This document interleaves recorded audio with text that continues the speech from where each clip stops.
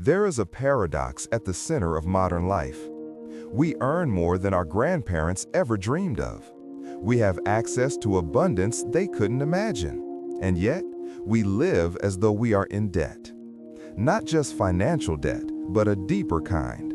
A debt to time, to expectations, to a life we think we're supposed to be living. If we have more, why does it feel like we owe more? What if the problem isn't that we don't earn enough? What if the problem is that we were taught to live as borrowers in a world that only lends? In 1950, something shifted. After the war, governments had a problem. Factories had been built to produce tanks and bombs. Workers had been mobilized for survival. But now there was peace. What do you do with all that capacity? The answer was simple.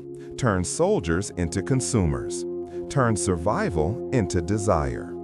The American economy, and soon the world, discovered a new fuel. Not oil, not gold.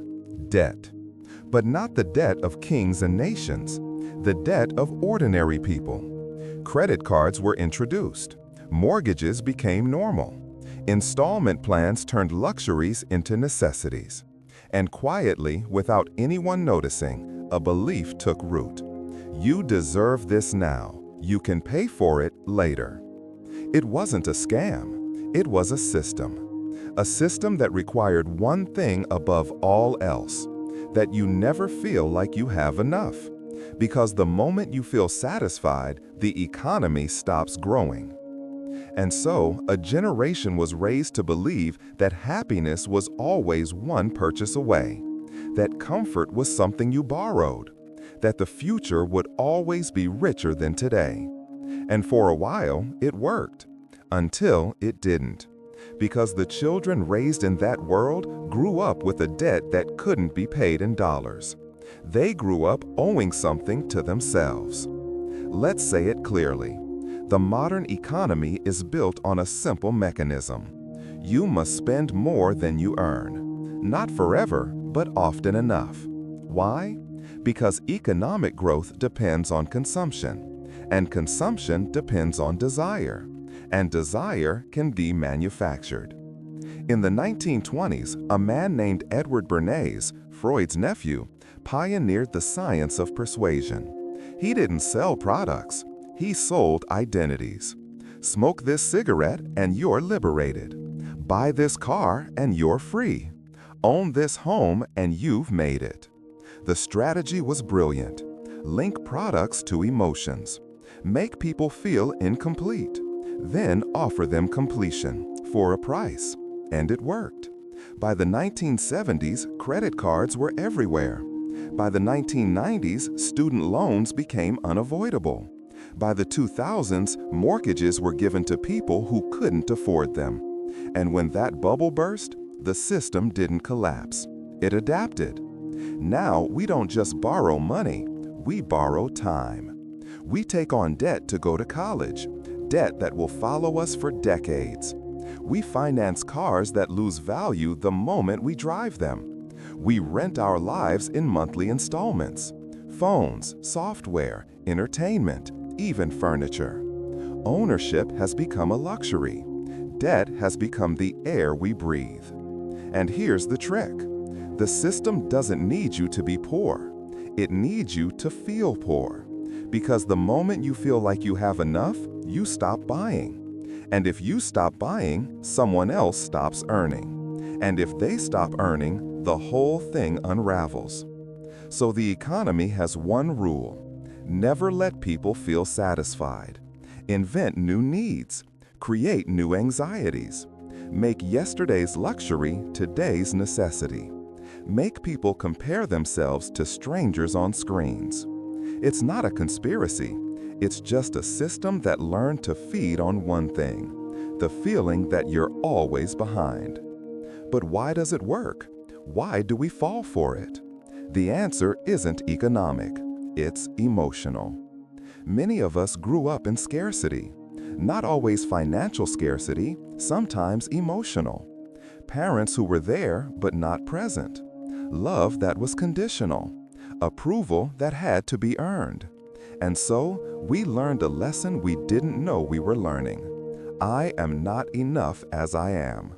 Psychologists call it the core wound, the belief buried deep that something is missing, that you are incomplete, that you owe the world proof of your worth. And once that belief takes root, everything becomes currency. We spend our lives trying to pay off an invisible debt, a debt to our parents' expectations, to the version of ourselves we think we should be, to everyone who ever doubted us. And so, we work harder, earn more, buy more, achieve more. But the debt never shrinks, because it was never about money. There's a term in psychology, hedonic adaptation. It means that no matter how much we gain, we return to the same baseline of happiness. The promotion feels good for a week. The new car feels special for a month. The bigger home feels like home until it doesn't. And then we're back where we started, wanting. Because we're not trying to have more, we're trying to feel enough. And no purchase can do that. No salary can do that.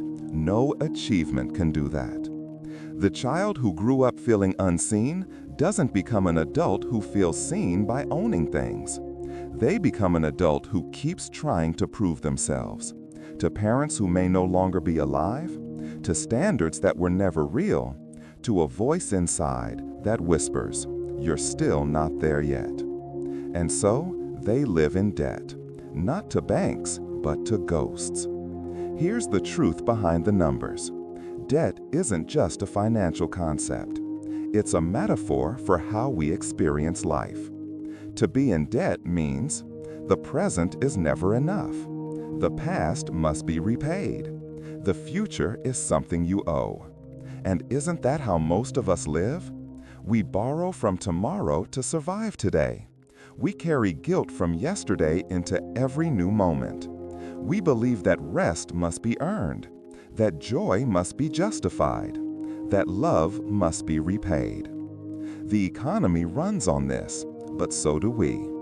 Both systems operate on the same fuel, the belief that what we have is not enough.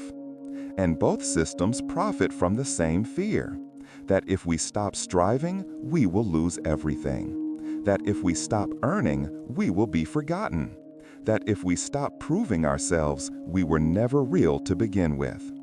But here's what neither system tells you.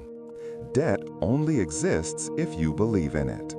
The bank's debt is real, yes, but the debt you feel in your chest at 3 a.m., that's not real. It's inherited. Somewhere, long ago, someone told you that you weren't enough. Maybe they didn't say it. Maybe they just weren't there. And you made a decision. I will earn my place. And you've been earning it ever since, even when no one's keeping score anymore. The economy wants you to believe you're in debt, because debtors keep spending. But you were never in debt. You just learned to live like you were.